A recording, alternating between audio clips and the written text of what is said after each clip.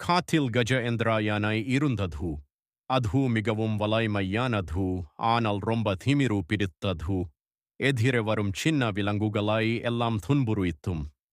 ஒரு நாள் எருமங்கள் சாப்பாடு திரட்டி சென்று கொண்டிருக்கும் போது கஜத்தின் துணிக்கையில் தண்ணீர் கொண்டு வந்து அது மேல அடித்து துன்புறுத்தியது.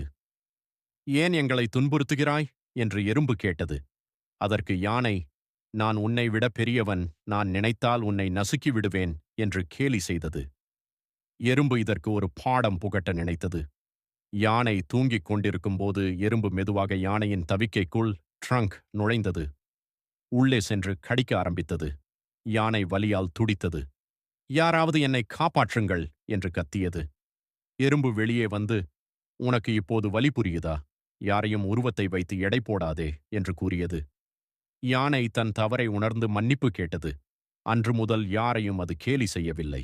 மோரல்: யாரையும் எளியவர் என்று இகழக்கூடாது.